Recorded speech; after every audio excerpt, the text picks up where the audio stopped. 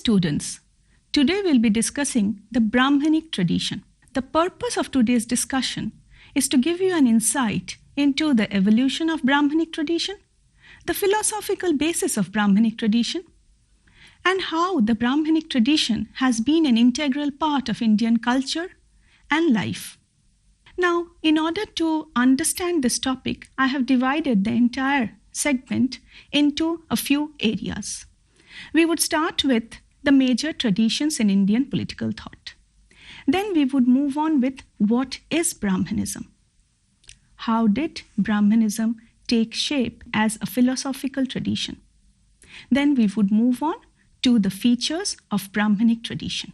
Let us start with the traditions in Indian political thought. Indian philosophical tradition can be divided into two major trends, the Brahmanic tradition and the Shramanic tradition. The classification is basically based on the belief or the non-belief in the infallibility of the Vedas. The school which believes in the infallibility of the Vedas and accepts the authority of the Vedas is the Brahmanic tradition. The Brahmanic tradition is also called the Orthodox tradition. The other tradition is the Shramanic tradition, which is called the heterodox tradition, and it has its roots in Jainism and Buddhism, about which we shall study later. Let us start with the major sources of the Brahmanic tradition. There are 6 schools or darshans of Orthodox Hindu tradition. They are the Nyaya school, which is the school of logic. Second, the Vaisesika school, which actually devotes itself to the exposition of reality. The third school is the Shankho school, which accepts that real matter and about the plurality of souls. The fourth school is the Yoga school, which believes in practical discipline. The fifth school is the Mimamsa school, which is the school of interpretation. And the last school is the Vedanta school, which believes in the Upanishadic tradition with emphasis on the Vedic philosophy. Now, students, let us understand how did Brahmanism evolve in India. The eternal values of Indian philosophy and tradition lies in the tradition of the Vedas and the Brahmanas. The Vedas are regarded as the repository of philosophical ideals, cultural values, code of life for an ideal, disciplined life. In general, Hindu literature can be divided into 2 broad categories, the Vedic and the post-Vedic literature. The Vedic literature comprises of the Samhitas, Brahmanas, Aranyakas, and Upanishads. Post-Vedic literature comprises of the Sutras and the Smritis. The most important Smritis are the Manusmriti, Narad Smriti, and the Yagyavalkya Smriti. It also comprises of the epics, classical literature, philosophical work, and commentaries by ancient Indian philosophers. The Vedic literature regulated the life of the Aryans as well as their social, political, and economic life. Let us now focus on the Brahmanic literature. The Brahmanic literature essentially comprises of the Vedas. The term Veda means supreme knowledge. The Vedic literature comprises of the 4 Vedas and several auxiliary texts. The 4 Vedas are the Rig Veda, Samaveda, Yajur Veda, and the Atharva Veda. The first 3 Vedas constitute the triad. They are the original and enjoy the highest position. The 4th one, the Atharva Veda, is a later addition. Each Veda has 3 divisions, the Samhitas, Brahmanas, and Aranyakas. The Samhitas are mostly verses. The Brahmanas are essentially commentaries in prose. The Aranyakas are forest treatises, and the Upanishads are mostly part of the Aranyakas. Brahmanism is a way of life, a culture, a philosophy. It has its basis in the Vedas. It is believed to contain the ultimate criteria of truth, the answer to all our questions, the solution to all the enigmas of life, our existence, creation of the universe, the origin of creatures, the norms that must regulate the relations among men, the organization of communities, groups in societies, and how the entire cosmos works. In fact, it has an answer to our very existence. Let us now move on to the essential features of Brahmanism. The most important features of Brahmanism are metaphysics of society, varnashram system, ashram vyavastha, purushartha, doctrine of karma, punarjanma, and avtarbad. Let us try to understand each of them clearly and elaborately. Let us first start with metaphysics of society. The characteristic feature of Brahmanism is the interlinkage between Brahman, Atma, and Jagat. This is what keeps every being moving. Now, what is Brahman? According to the Vedas, Brahman is the ultimate reality of the universe. It is infinite, eternal, omnipresent, omniscient, and pure spirit. It is non-temporal, non-spatial, non-causal. It is impersonal.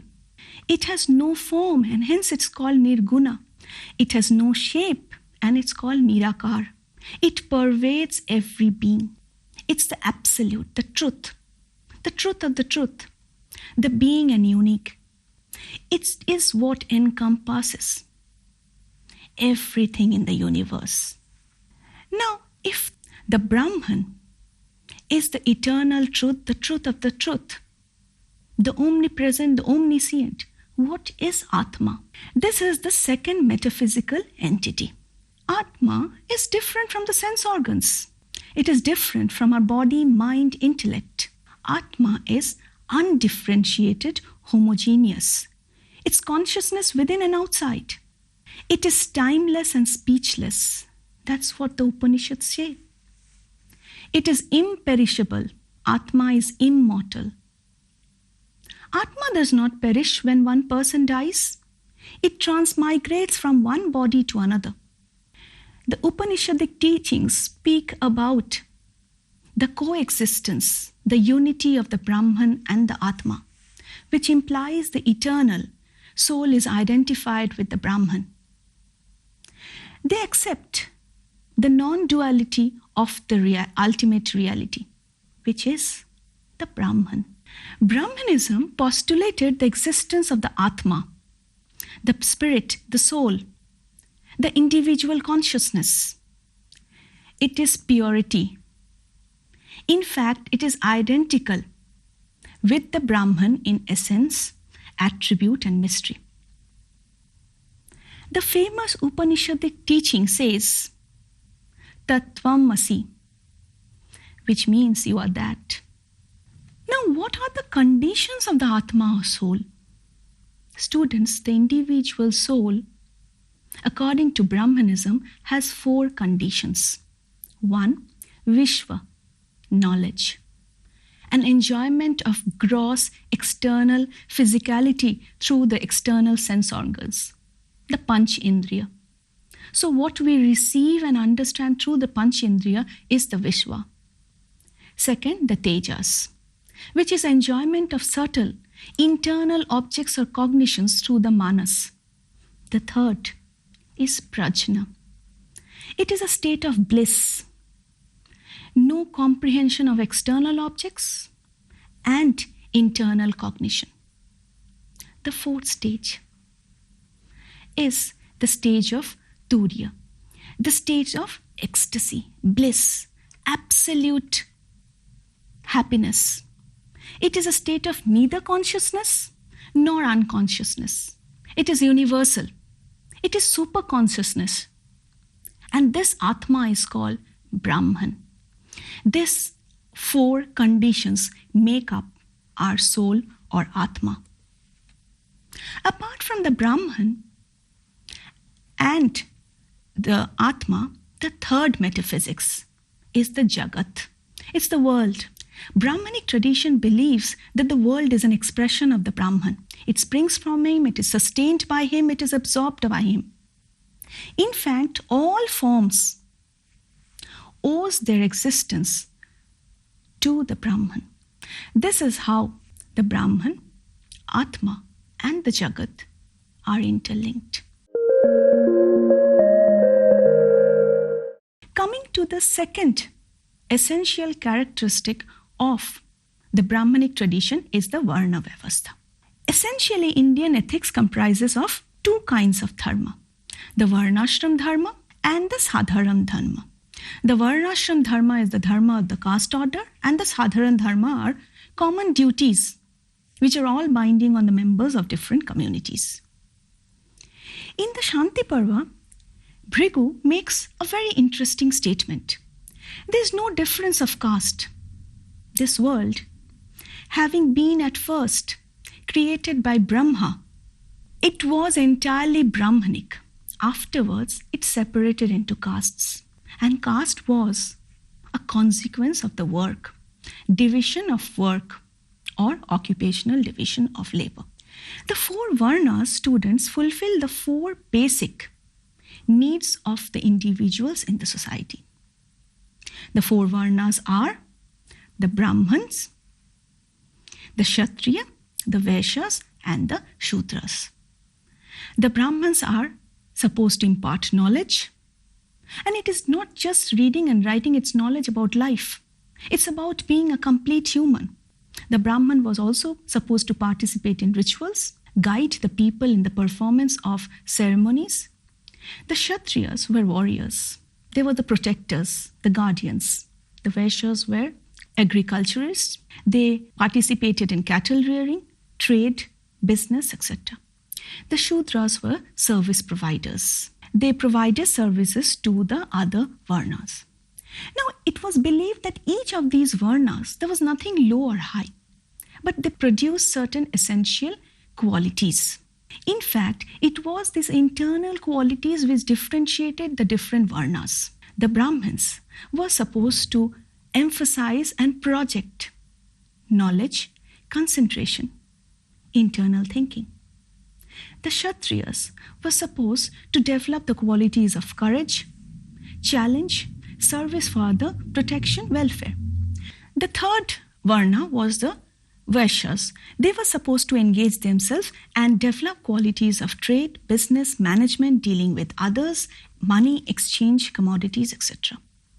The fourth was the Shudras, who would develop qualities of service, selflessness, detachment, surrender. It was not aimed at injustice students. It was not discrimination or exploitation.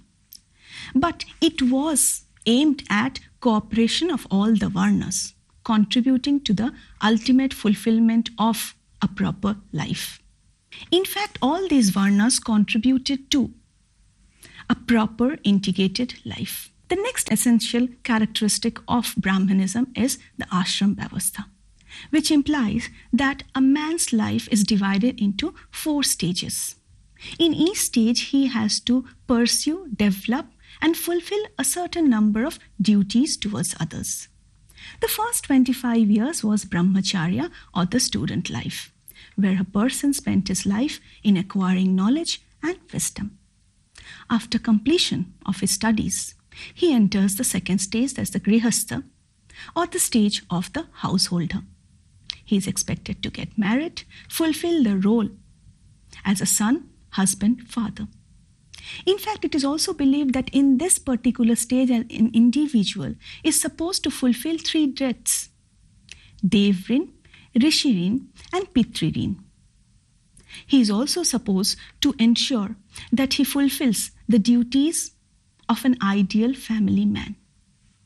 The third stage is the stage of Vanprastha. This is a stage for gradual preparation for detachment from material world, a life towards moksha and liberation. The fourth stage is the sannyas. This is the stage which is a life of renunciation, service to the society, universal well-being, freedom. The purpose of this stage is attainment of moksha or liberation. In fact, it is believed that performance of the roles in every stage of life leads to the foundation of a holistic life. Coming to The next one, Purushartha. Purushartha refers to the primary aim or end in life. The word Purushartha refers to destination. The four Purusharthas are Dharma, Arth, Kam, and Moksha. Dharma is intrinsic. It presupposes the assignment of clearly identifiable functions of every individual. Artha denotes all kinds of material possessions. It includes the material means for leading a prosperous life, as well as fulfillment of duties towards others. The third one is Kama, which is actually pleasure, enjoying the pleasures of life. The final stage is Moksha, which is liberation, and it is said that liberation is regarded to be the highest. Dharma is said to be the means for the attainment of moksha. Moksha is freedom from the cycle of birth and death, freedom from suffering, freedom from bondage, freedom from non-attachment, freedom from our desires. In fact, it is purely intrinsic in nature. It is believed that these four Purusharthas do not operate to the exclusion of others. They are integrated, they are coordinated. And if we balance our life, we would be able to realize a true life, a life which is prosperous, happy, blissful, and spiritually emancipated. Coming to the next important characteristic of Brahmanic tradition is the doctrine of karma. According to the doctrine of karma, there is nothing uncertain in the moral world. We reap what we sow. Rishi Patanjali states that the 5 root causes behind our karma. What are they? First is our ignorance, our egos, our attachment, our aversion, and our too much of attachment and clinging to life. Now, what are the features of this law of karma? The law of karma is based on the law of causation and the law of action and reaction. What is this law of causation? According to the law of causation, karma is the moral counterpart of the material law of the cause and effect, and the totality is called Ritam, the cosmic law, which is mentioned in the Vedas. What is the basic assumption of the law of causation? A cause at present, what is happening at present, must produce some effect in the future, and an effect at present must have had some cause in the past. The law of action and reaction states that every action is followed by a reaction of a similar nature, both in quality and quantity. In fact, it consists of 4 subparts. What are they? Law of compensation, law of retribution, law of direction, and law of specificity. What is the law of compensation? The forces of nature operate neither for profit nor for loss, but for perfect balance and harmony. The law exists not only for our matter and force, but it governs all beings, living and non-living.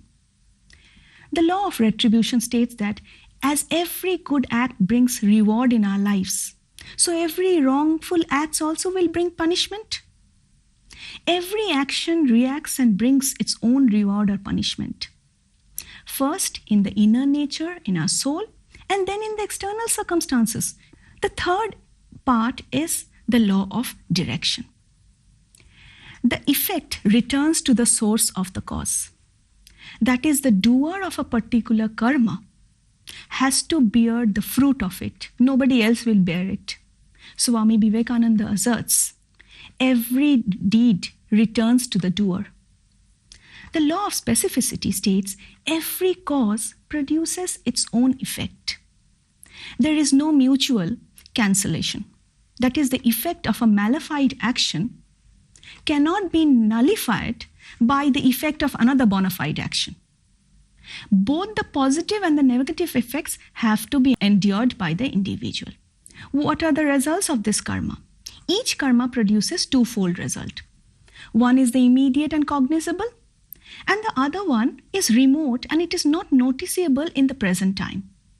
Thus, whatever karma a person performs, whether it is physical, verbal, mental, good or bad, positive or negative, apart from producing an immediate and a visible result, also leaves an imprint in the subconscious mind. And it inevitably fructifies in the due course. It will be produced as an effect in later life. Coming to the next important essential of Brahmanism is Punarjanma, or the belief in life after death. The different Aryan texts postulates how rebirth takes place and the principles and justification behind the same. There is nothing explicitly and definitely said about the future of man when he leaves the physical body. The Rigvedic rishis recognized an internal entity which continues to exist when this physical body expired. The entity goes to another world, enjoys the fruits of the good deeds. After that, man went to the next world, a place of higher happiness, which is called Pitrilok, where the departed forefathers lived. This going and coming, the cycle of birth and death continues till the final release of the soul. This is called samskara, or the transmigration of the soul. The next important feature is avatarvad, incarnation. In fact, it is believed that God, the Creator, takes birth in the human body. Incarnation is avatar, to rescue the people from evil powers. Brahma, Vishnu have been said to incarnate in different forms to ensure that people's lives are rescued from evildoers. Krishna's discourse in the Srimad Bhagavad Gita, where he takes the form of an avatar, and he says that he'll come back again and again to establish dharma or righteousness in this world. Vishnu, the second of the Brahmanic trinity of Brahma, Vishnu and Mahesh, is said to have come to this earth as many avatars and incarnations. Let us now conclude what we have learned so far. Brahmanism is a way of life, students. It not only postulates a spiritual outlook, but also provides a framework for a well-ordered system. A well-structured social system is important for the creation of a sound political system, and hence the Vedic literature focused so much on creating a well-coordinated life. The social life should be based on some moral principles which would lead to the foundation of a strong political order. The principles of Brahmanism was followed by the rulers, and it led to the creation of a societal order, political stability, and a strong philosophical foundation to Indian political system. Let us quickly sum up what we have studied in today's lecture. Students, we studied about two traditions, the Brahmanic and the Shramanic. The Brahmanic being the orthodox, the Shramanic being the heterodox tradition. The Brahmanic tradition believes in the authority of the Vedas. The Shramanic tradition was postulated by the Jains and the Buddhists. We also understood the metaphysical, the spiritual foundation of Brahmanism. We understood how the Indian cultural and philosophical traditions have been shaped by the Vedic literature. We've understood the nature of individual and community integration through the ashram vyavastha and the varnashram system. We understood about the Purushartha, through which integration of every individual can happen through a balanced enjoyment of dharma, arth, kam and moksha. Then we studied about the doctrine of karma, the theory of action and reaction. We studied about Punarjanma, life after death, what happens to the soul, the physical body. And then we studied about the concept of incarnation on avatarvad. Entire journey of a man's life revolved around a set of values and principles which shaped the Indian socio-political system. In fact, the same set of values and principles governed everyone. And this was the essence of the Brahmanic tradition. Thank you.